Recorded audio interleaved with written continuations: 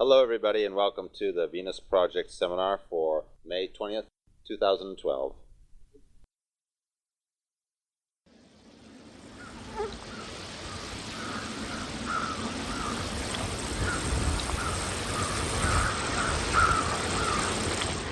And most people are not really hurt by the world. They're hurt by their own expectations. I read somewhere that H.G. Wells was very disappointed in people. He felt we would have arrived at more of a scientific community than what we have today. But what hurt him was not the world, it was his expectations. He expected people to lean more toward science and less toward metaphysics. And he suspected that the system would gather intelligence and know the right direction. So what really hurt him was his own expectations. The real answer to that question is whatever happens in the world is real. What you think should happen is not real. So you're not disappointed by the world, you're disappointed by your own projections. If you meet a person, you say, that's a wonderful person, and they turn out to be different than you suspected, you get mad and you say, she isn't that wonderful, or he isn't that wonderful, and it's your own projections that you're mad at. The right way to look at a person is, I don't know enough about them to make a judgment. And in time, when you make a judgment, you say, up to now, they appear to be so-so. But something may come back that reminds them of something else. So they hurt you. They really don't hurt you. They're normal. That is normal to their values. Like my mother would believe in religion because it's normal to her background. And when things get tough, she prays, rather than, because she doesn't know what else to do. What you have to do is take time out and try to inform people as to how to look at things. It may take you 2 or 3 years to do that, but we would expect to find people that understand what we say. When they shake their head, I guess, that doesn't mean they understand. It means they understand a limited amount. So the point is, what are your expectations? Now in chemistry, if you mix certain things together, certain things happen at a certain temperature. At different temperatures, the same thing doesn't happen. You can get mad and throw the experiment on the floor if you don't follow the rules. So if a person wants to be more analytical, they have to learn how to say, I don't know, or up to now, everything seems to be okay. My relationship seems to work out in many different areas, or more areas than I expected. Sometimes we're pleasantly surprised by the reaction of people we had a negative view of. I may have a negative view of you, but in time, observing what you do, my negative view becomes a positive view. But if I have a negative view, it means I was projecting. I really don't know. So the point is, when events occur that are tough, if a person deserts you at that time, you understand that they can't live under those conditions. They're not bad people, they revert back to their conditioning. Now, reverting back to their conditioning means if the world is catastrophic, if a man is shot and he's laying in the battlefield, he says, I hope the first aid people come soon. I don't feel very good. If they don't come soon, he says, where the hell are they? He expected them to come sooner, but they come as soon as they can come, whatever that is. And if you can't take it, you can swear all you want to. But if you continue to swear and continue to get angry, they're apt to arrive during that period.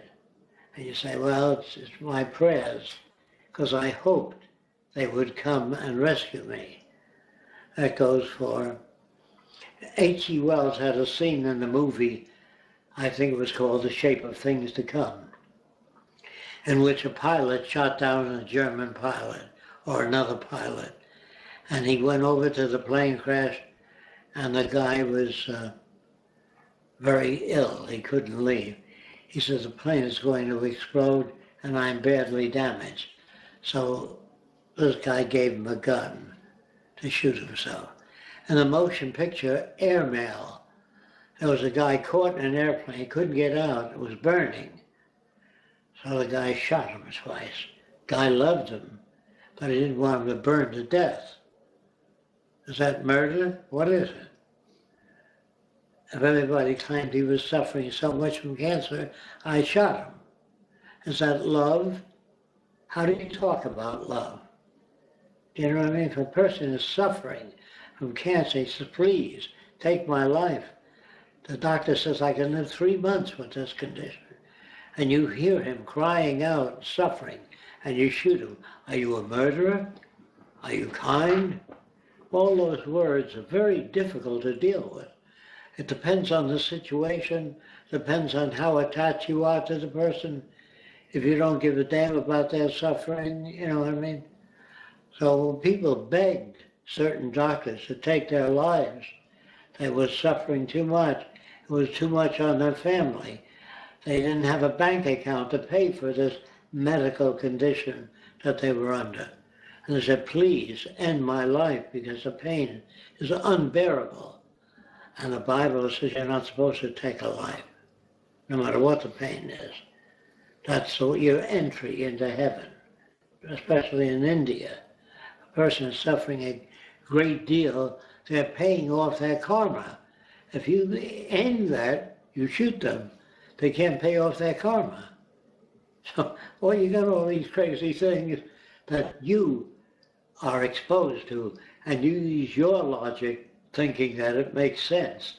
It only makes sense if a person says, I see your point, but I'm unable to accept it emotionally. There are people like that can't do that. They can't shoot their father, even though he's suffering, because it says thou shalt not kill. And they figured even if they shot their father that was suffering, they've committed a crime against God. So remember, it's your own expectations that hurt you, not the world you live in. Whatever happens in the world is real. What you think should happen is unreal. So people are hurt by their expectations. If you have reasonable expectations, such as I don't know, and whatever happens, you say, gee, I didn't think it would be that bad. How do you know how bad it would be? Whatever happens, no matter how bad it is, if 50 kids are killed in a bus crash, that's the problem. Why were they killed? The bus slipped off an icy highway. What can you do about it? I don't know. And the condition will prevail. Unless you come up with a new way of friction tires that can't skid on icy highways. That's the best you can do. But if you made those tires and you put them on the bus, and the bus still slipped, it means you got more to go. You can't say, I made icy tires, it won't slip. That's a projection, unless you tested it out many times. Do you understand? So what does man really want? He really wants accurate predictability. You cannot achieve that unless you're technical. Accurate predictability. If an engine fails, it means there's something wrong with the fuel pump or any number of things. If you can't attend to those things, then the probability is that at some time or other the engine will fail. Now, I don't expect you to walk around accepting everything that happens. I expect you to be angered and say, what can I do about it? I don't know, but I'm going to try. I'm going to try to make it possible for people not to be injured. I'm going to try to design a conveyor that's on the tracks and under the tracks that's locked. So even in an amusement park, the loop can't go off the tracks. because it's got under braces. But the under braces may be perfect, but the structure of the unit may not be. So to the ability of an individual to handle all those things is very difficult. But he only knows, or she only knows, what to handle after the event. Do you think you know what I mean? The event has to occur first, and the person makes a safety device. And he solved that problem. But there may be other problems, and another event may occur that's negative. And the person says, what can I do about it? I don't know enough about it. I'm going to read up on it and try to become familiar with the nature of the problem and try to solve it. And when a person says to you, have you solved it? This is the device I made in an attempt to solve it. Will it work? Well, according to the tests I did, it will. But in reality, it was cold and the oil didn't flow, so the thing wasn't lubricated and it didn't work. There are other factors you learn about later on. That's called after the facts. So some people get mad at technicians. They say, you're a technician, why did that thing fail?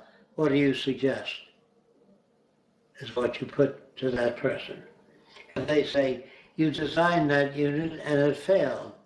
Yes, it did fail. Apparently, I didn't know enough about solving that problem. What do you suggest? Don't get mad at me. What do you suggest? You've done nothing but expect me to solve the problem. Now, you want to discuss some other aspects of behavior? That statement can be said towards human relationships. Anything, You've tried anything. different things. If it doesn't work, then You don't know enough about solving the problem, or you can't solve the problem, or the person is too rigid in their values.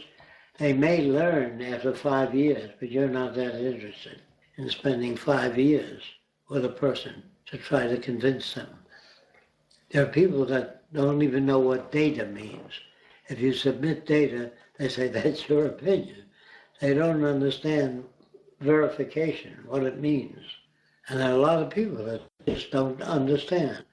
And you can get them to understand, but whether or not you've got the time to put out to that, if you had to spend 20 years on your mother to get her to understand certain things, by that time she's ready to fly away.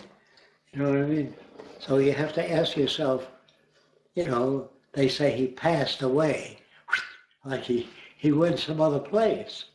He rotted away. That's what death is. You don't like that, so they say, he's gone.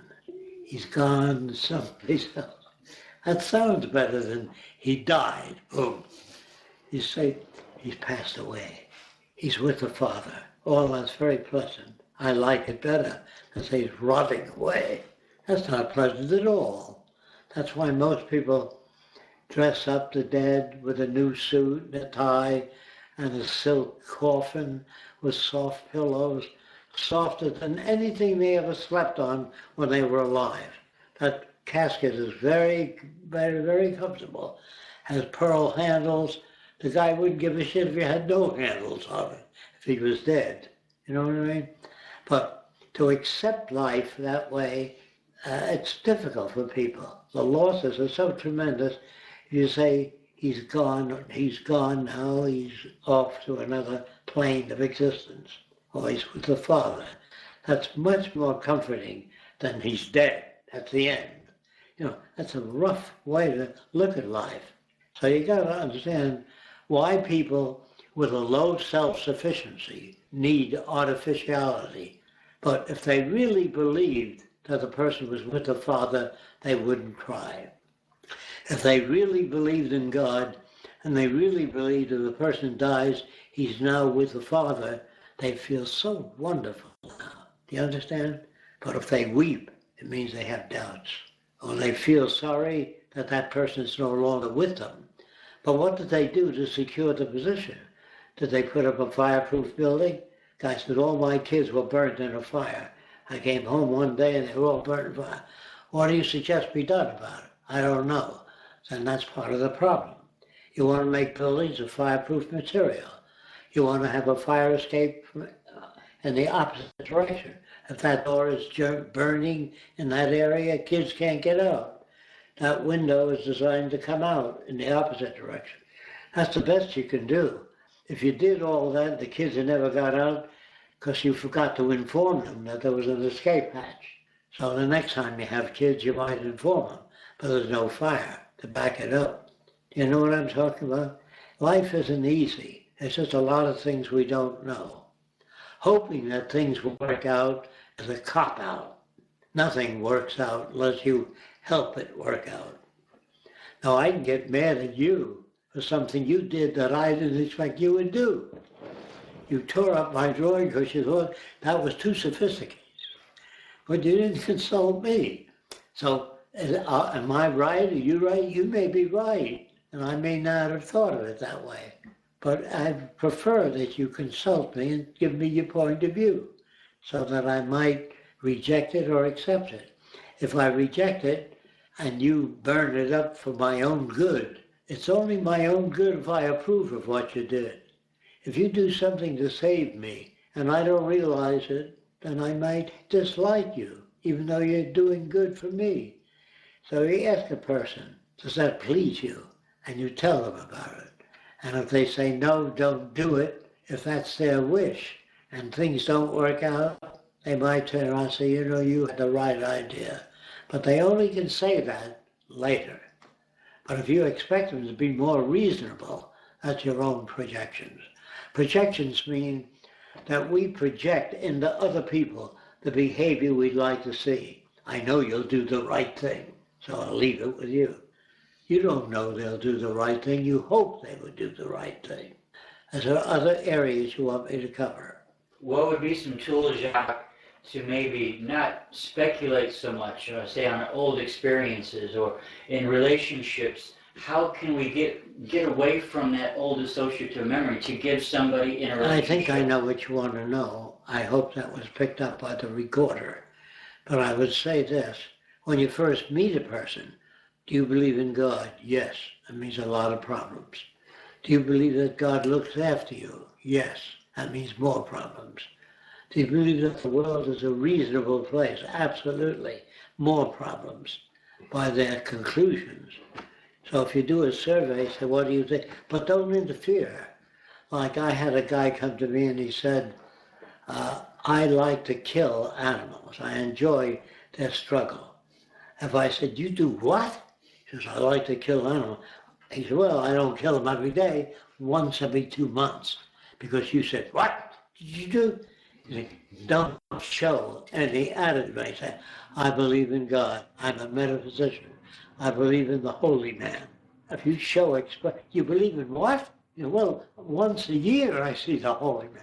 He's going to edit what he says on your reactions. So if a person says, I like to kill animals, I say, what else do you do? Without showing any attitude, good or bad. Normal people say, you killed an animal? Did the animal hurt you? No. I just love to watch it suffering when I stab it with a needle. You say, that's a terrible thing to do. Well, that's your projection. That person is conditioned to do that. And if they're conditioned to do that, do you have the means to undo that conditioning? No, I don't. And turn it over to someone that may. Now, they don't need a moral lecture. That won't turn them around. What will turn them around is showing the fact that that excites them.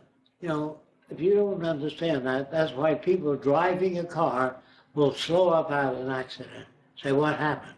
The guy stuck his head out of the window. There's a telephone pole there, and it knocked his head off. Jesus Christ. So they slow up when there's an accident to see what happened. The guy steps out perfectly well with a flower. That's not what they expected. So when some psychiatrists think that if two planes hit midair and it crashes to the ground, that people get a kick at it because they weren't in that plane. They compare the poor condition, and it gives them a sense of being more alive when they see someone else killed. Can you understand that? Well, if you see someone else killed, if you don't know who they are, there's no basis, except you say, how terrible. Who was killed in the car accident? 2 young children, and women might fly. Well, the 2 young children were dying of cancer and had a week to live. You say maybe it's better that they went that way. You know what I'm talking about? It's very hard to come up with the correct view because you don't know enough about it. Do a survey first of the person. What do you believe in? I'm a Seventh-day Adventist. Do you believe God looks after you? Yes, I do. Do you believe in punishment? I believe in the strap. And that brings children around when you use your belt and you teach them not to do that again. Well, if they give you a bunch of erroneous conclusions, you can expect problems if you rely on that person. The less you rely on another person whom you don't know, the less problems. I don't know if that answered your question.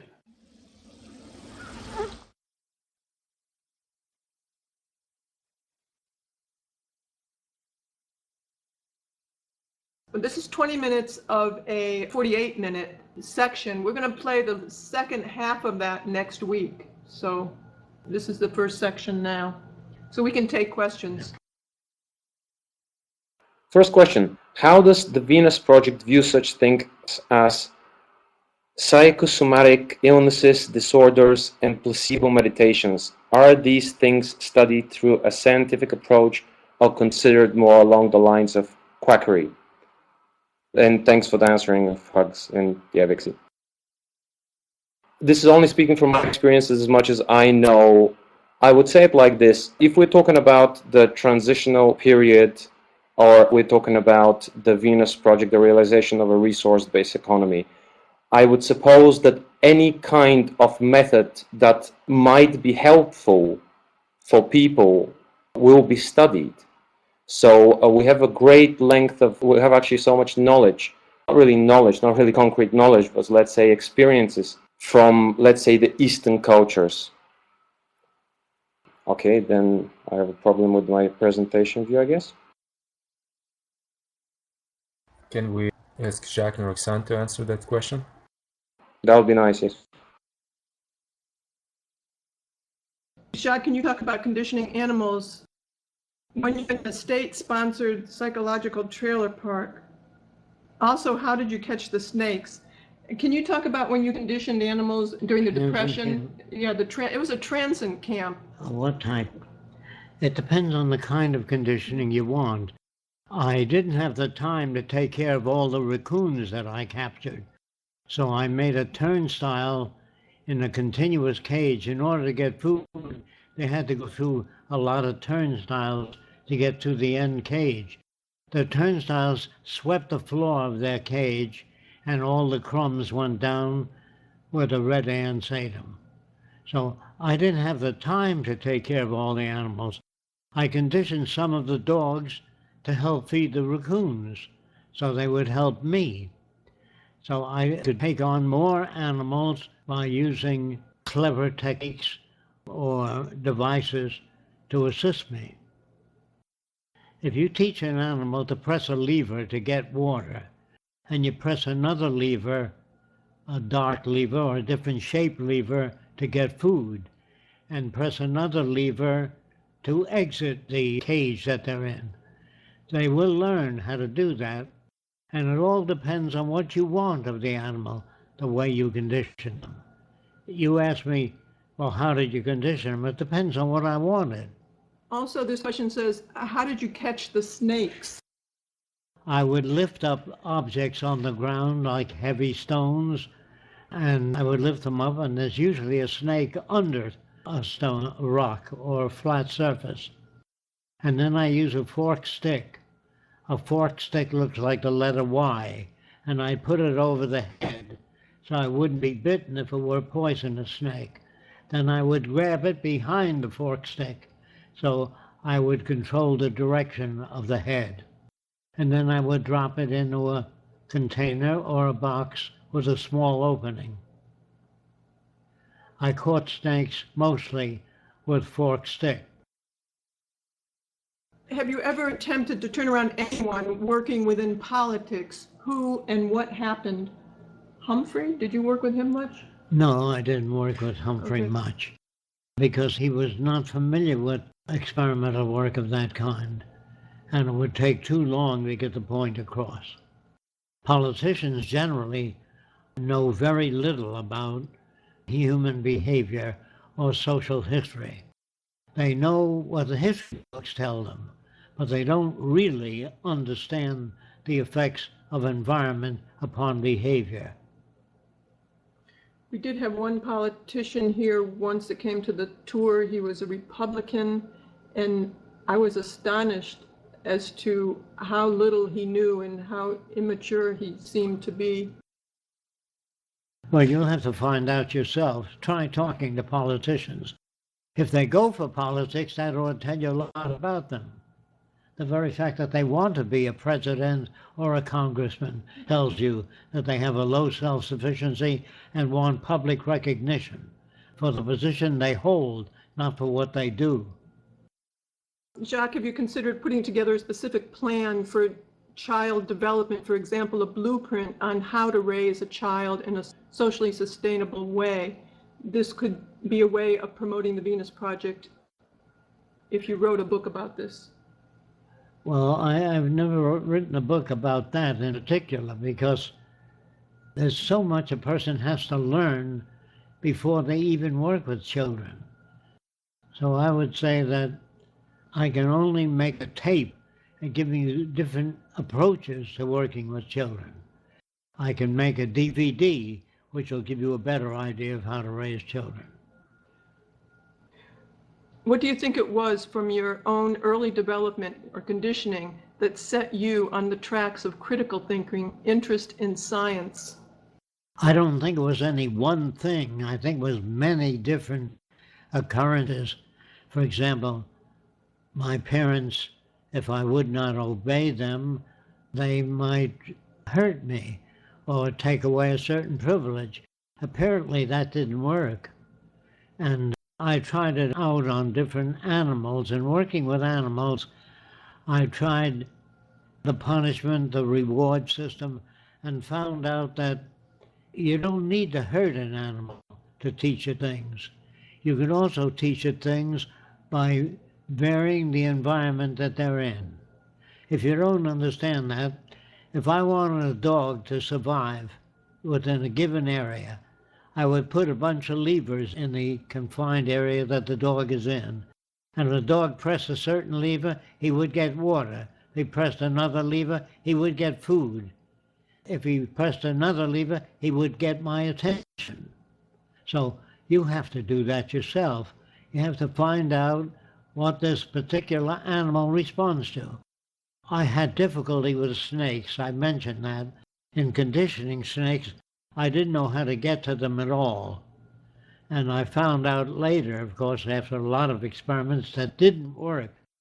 I found if I put a glass partition between the snake and a white mouse, every time he snapped toward the mouse, he hit the glass. And after about 10 or 15 snaps at the white mouse, he stopped snapping toward the white mouse. Then I took the glass out, and the white mouse was free to go anywhere in the cage, even leap on the, or position itself on the snake's head, and it wouldn't bother the mouse. What are some of the things that, in your early experience, that conditioned you towards science? Any specific things? Aviation, because airplanes work in 3 dimensions.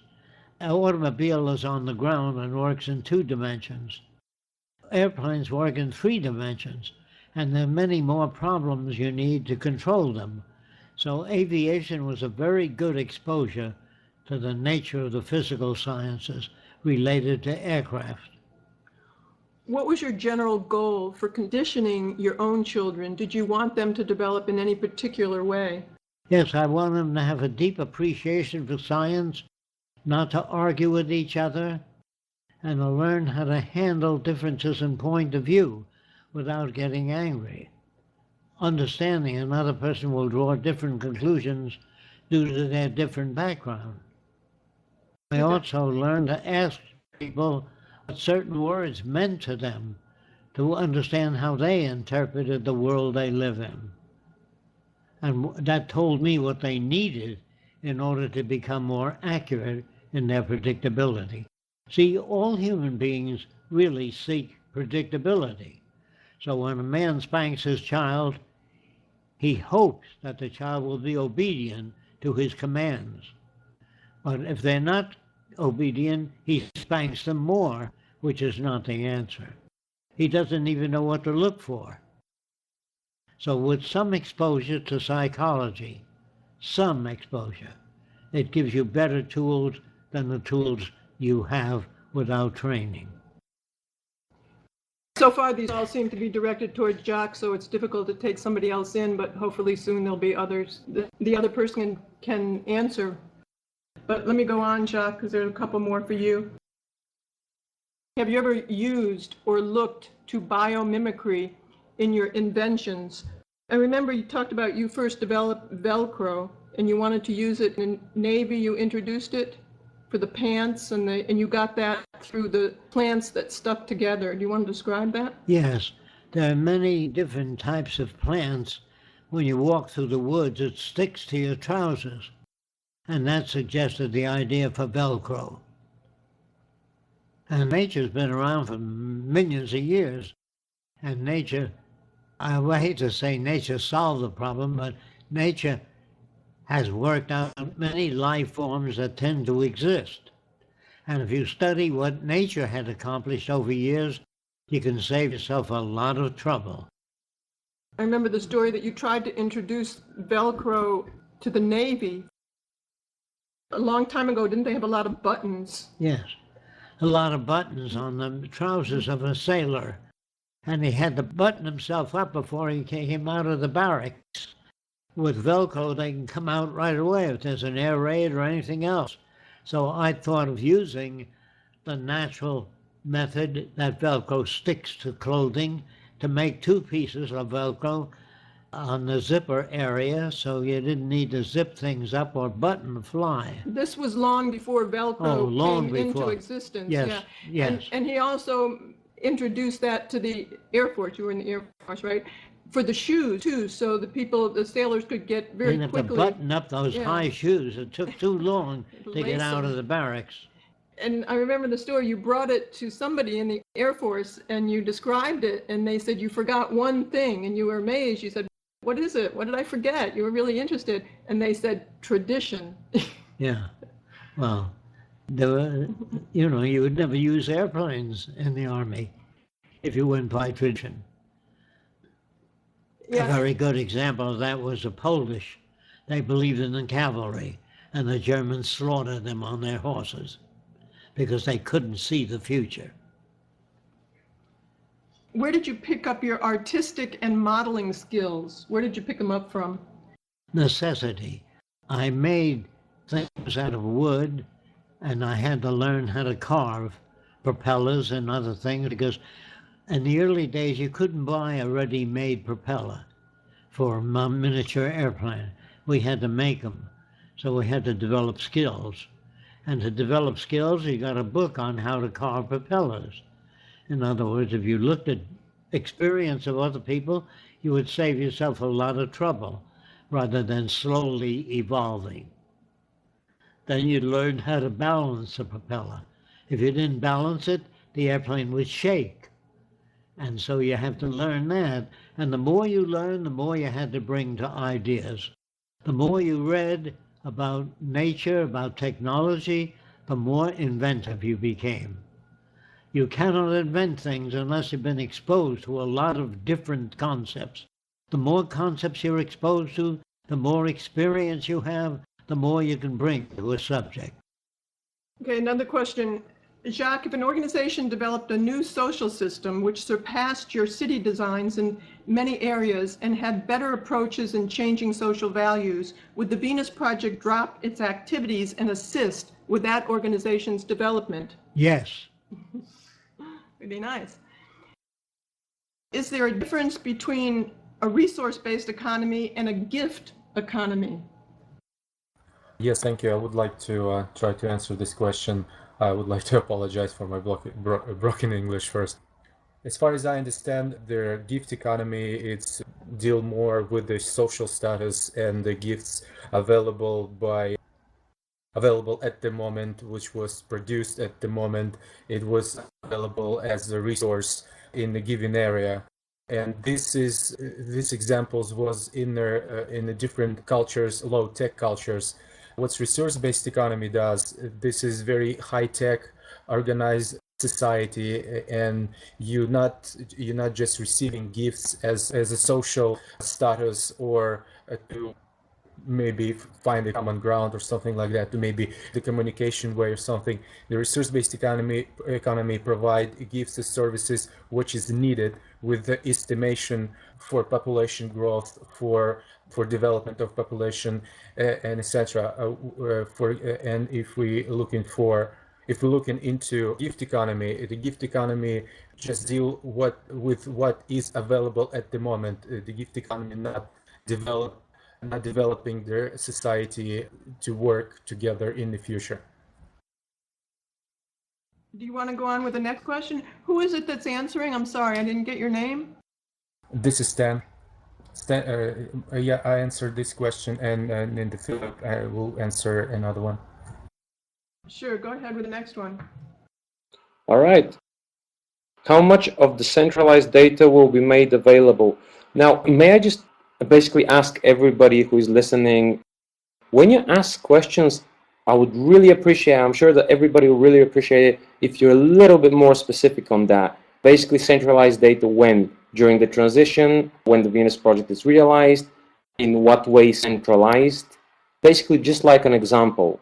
But as far as I can imagine, the centralized data that will be gathered from all, let's say, all the probes, all the computers that are put in the ground or in the air or in the seas.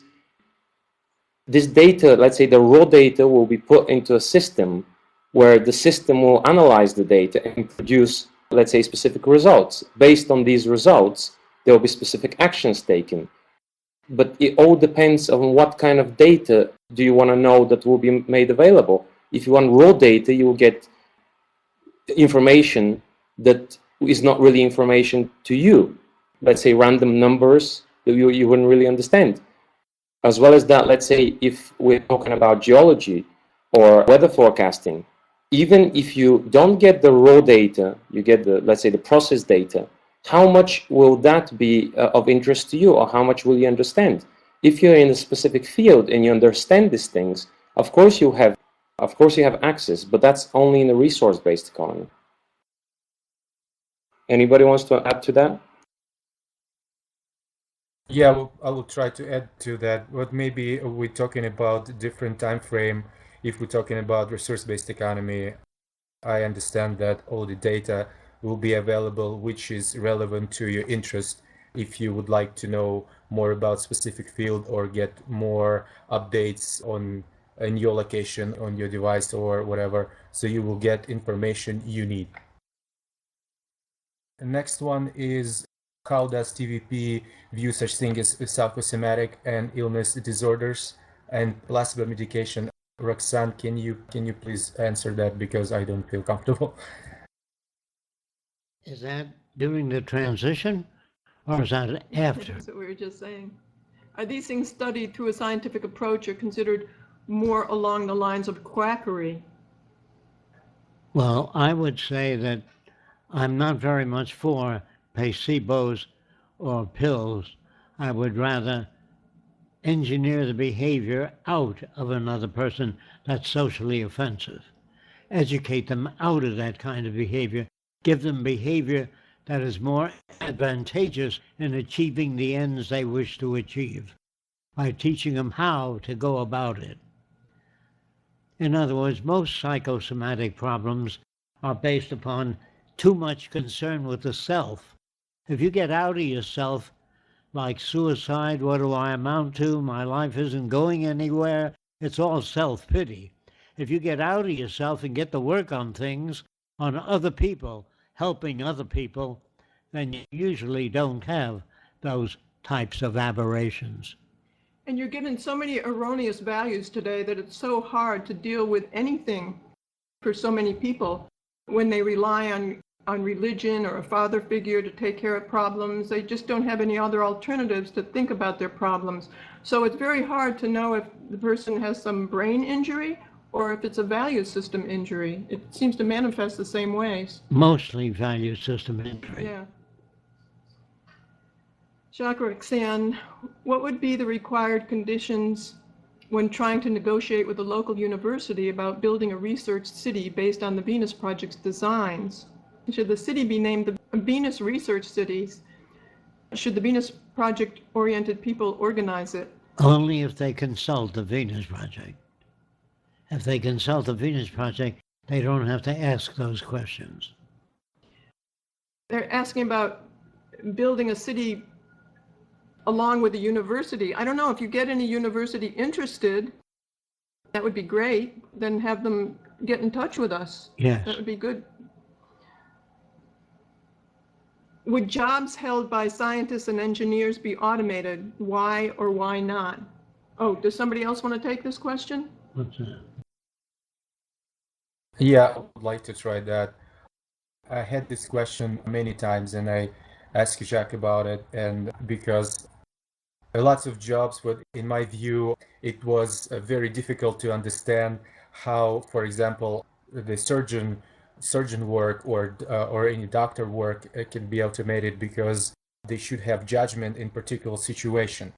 But the response was all the judgment, all their skills, all the methods was learned in universities. We learn a lot of information which can be replicated in the machine.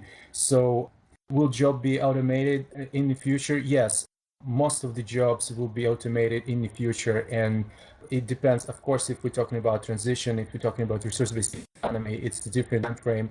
But eventually, as I understand, most boring and monotonous jobs will be automated. We will not automate the jobs. We'll actually advance human beings and advance human skills if people will do these jobs.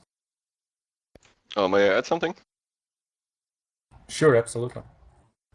Yeah, I would say that it also depends on the level of computer technology that is achieved at this moment, as to which level we can automate the jobs in this area then. So, for example, I think it would take some years from now, based on the limited knowledge that I have, to completely automate like a surgeon, a really sophisticated way, while for other jobs it only takes a few months maybe to create a machine that does this job.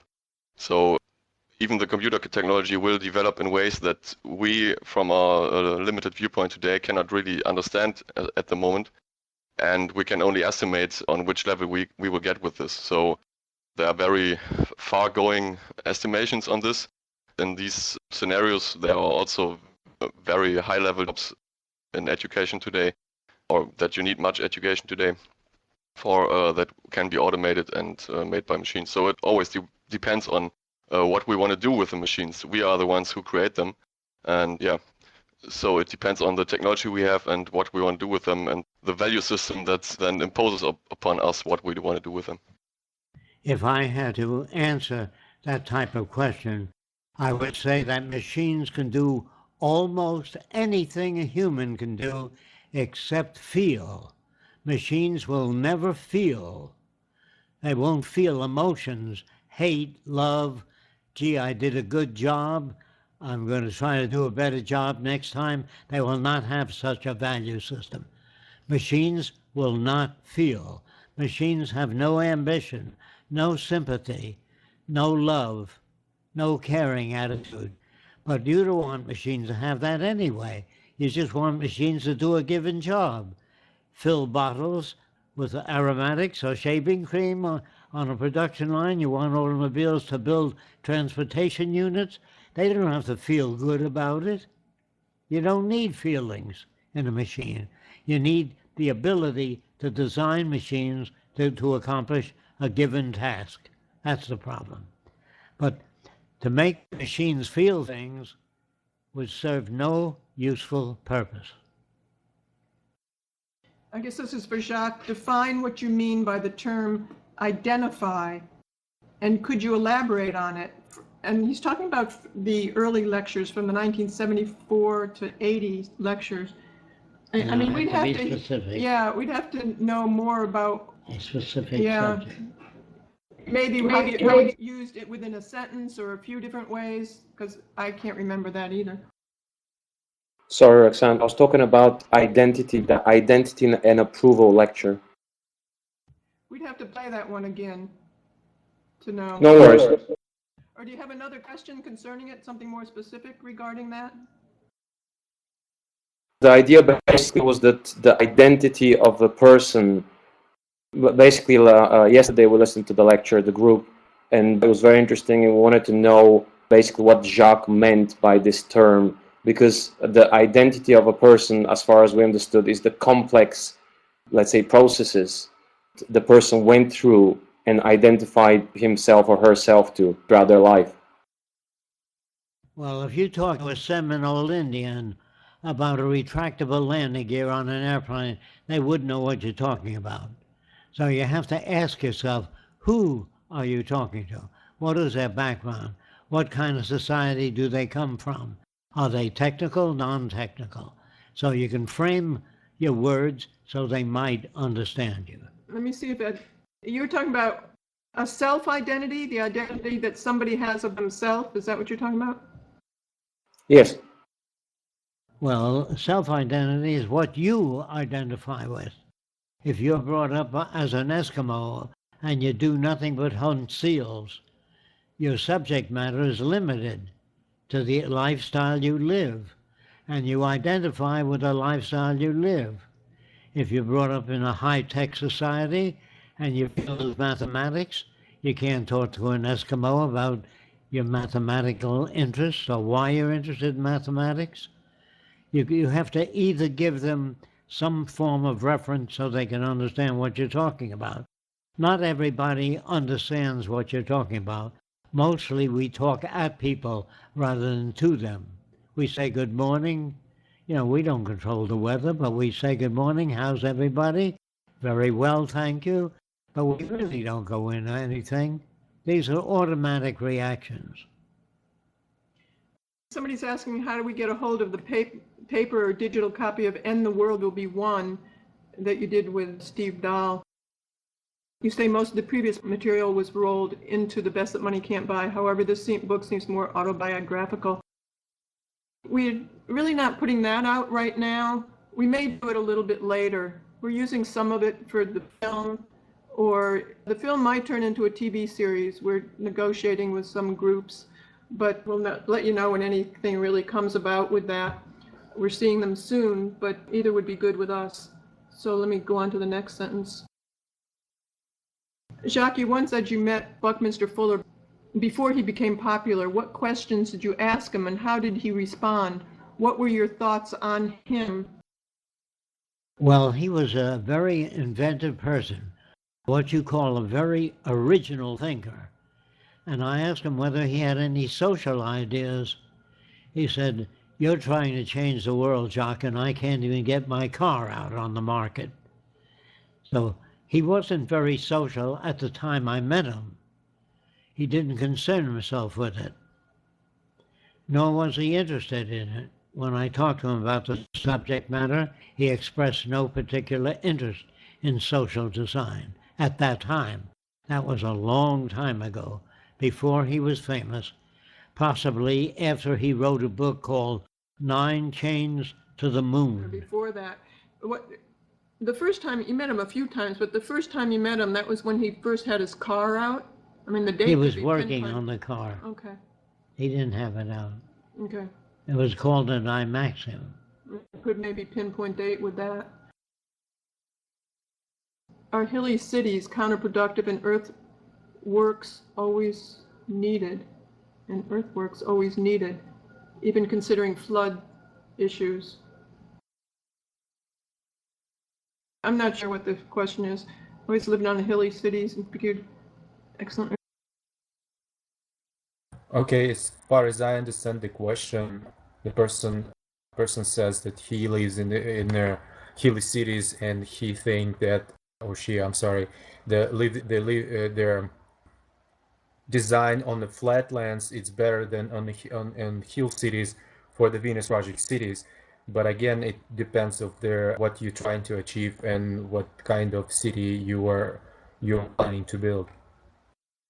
Initially, we would want the first city to be on flat land. It's a lot less labor intensive, resource intensive.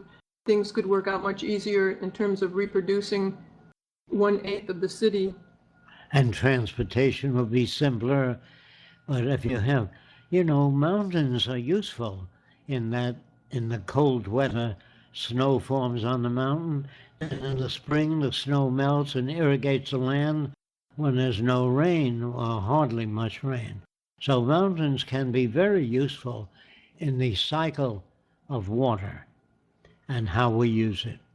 So it's not good to design cities on mountains because it would be less efficient. It would take more energy to build cities on hilly land rather than flat terrain. Anybody want to take what's the difference between anarchy and the Venus Project? Yeah, I'll do that. When it comes to anarchy, the term actually comes from the ancient Greek anarchia, which means the absence of a leader. When it comes to the Venus Project, let's continue with anarchy. So it's just a term. There's something mentioned about that Gandhi actually used this word, but there's no actual, let's say, mechanics behind it.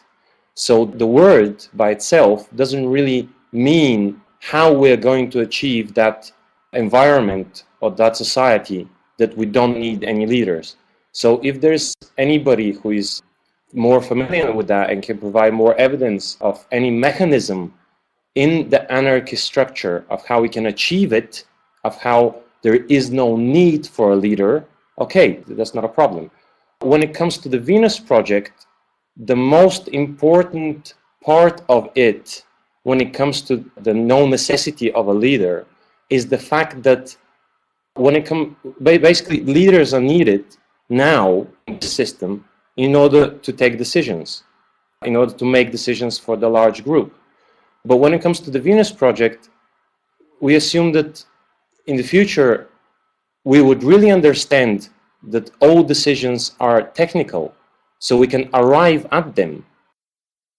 Let's say in our language, we can make the most optimal one with the help of science and technology. So the Venus Project, basically the difference, the basic difference is that anarchy says that there is an absence of a leader. But the Venus Project actually creates the environment not to have any necessity of a leader. Yes, that is true. Yeah, very good. Anybody want to take on the next question? Okay, I will try to do that one. What are relevant to you the most effective ways of changing the absolute beliefs of person in a discussion? Well, it's a lot of different ways, but the best, as I understood, the best way is, for example, in demonstration. If you can take the person idea and give an example which is relevant example for them, so they can see the obsolescence of the idea. I just recently learned one. I can suggest the person ask, this is about their belief system. The person asked to question the evolution. The person asked if people evolved from monkeys, why is still monkeys? Which actually is very often question. And the reply for that was, what do you think about domestic dogs and wolves? Do you think the domestic dogs evolved from wolves? Yes. So this is the same thing. So if you can give example like that, I think it will be helpful. And I was and always good to probably refer to Jacques' demonstration of the round Earth, which he talked about the New York Arab community. So that's my understanding. Yeah, that's great. I guess this was for Jacques. What has been your most favorite invention? Social design. Most ambitious. Jacques, Roxanne, has Joel, Noel, there's no Noel here, there's Joel and Larry and others working with you got enough knowledge to explain things like you both do well? How have they developed while they are working for the project? What is their role? I don't force anybody into anything. It depends on the questions they ask and how well they understand them. Actually, Joel deals with our YouTube channel, and he's the one that gives the answers for that. So, Provides. yeah. So he does pretty well. Jacque, why did you pick Florida to move to from LA? Well, I left LA when the smog began, and it became very painful. And I left because it was very difficult. It was smog all over the place. And no program was designed to end that system. There were a lot of proposals, but apparently the politicians paid no attention to the proposals because the industry did not want to foot the bill to put in electronic precipitators to get rid of the smog. I left. Florida was clean at the time. Did you come to Florida after you got evicted from one of your research centers that you built because they were going to build a highway through there? Did that correlate at that time? Yes. Yes, it did. Okay. I didn't know that. How are the new tapes coming along that you have recently provided by Carl? Well, we've got them all on the computer now. So we have to work on them for sound. It's actually a job that Joel's taken on. And we just get so much interruption with so many things happening here that things take longer than we always want. But they're coming along. We are continuously working on that. And this is for me. Can you tell me about your own life and general life experiences before you ever came to know Jacque? Well, my parents moved around a lot. People ask me where I came from, and I really don't know what to say. Up and down the East Coast of the United States, many different states. Then I was always interested in art and worked on it a lot, spent a lot of time on it. I went to college for art, but I graduated, I went to two different colleges and majored in fine arts, but when I graduated, I really knew very little about drawing. And somebody introduced me to Jacque's lectures, and I listened to them. And I ended up going to, when I was about 26, going to his lectures, and I just stayed and started working with Jacque and started reading some of the books on book list. Generally was interested in what he was saying and how he drew. When I saw how he drew, that was one of my main interests. I wanted to draw like that. I worked really hard, took lessons from Jacque, and he taught me how to draw technically and how it applies to fine arts. And, I understood that if I wanted to see the world that Jacque talked about, I had to work at it and I had to build it. So I stayed on to do that. It meant more to me than anything I'd ever heard and anything I had experienced. So I couldn't have gotten this experience anywhere else. So I used to attend Jacque's lectures at his home. He used to give it 3 times a week. That's where the old tapes come from the 70s and 80s. That's about it. And I've learned a tremendous amount from working with him and had to pick up and do a lot of things. Because we didn't have the finances to hire other people and we wanted things done a certain way, such as the editing or the way the buildings were built. I did a lot of that cement work and actually built the buildings and got a lot of experience with that. I always thought it was really important for educating kids the way I got educated through Jacque. He first taught me how to do technical illustration, which I never got in perspective in college and art school. And then how to make the models, and I learned on his designs, which made it more interesting than anything I could have gotten in school, and then how to build the buildings. So, and then living in them and understanding how you do it differently, I thought was a tremendous experience and thought all kids should go through that. Okay, so next question. Why don't you guys run a Twitter site delivering relevant messages and words of wisdom on a daily basis? That's a good idea. We started a Twitter site. Actually, Joel started it, but we take on so much here that we never kept it up. So if anybody else wants to do that based on some of the writings, I know Dennis has taken on different quotes, which are really nice, making it into kind of artwork on Facebook. I think it's a great idea. If anybody wants to help with this, get in touch with us.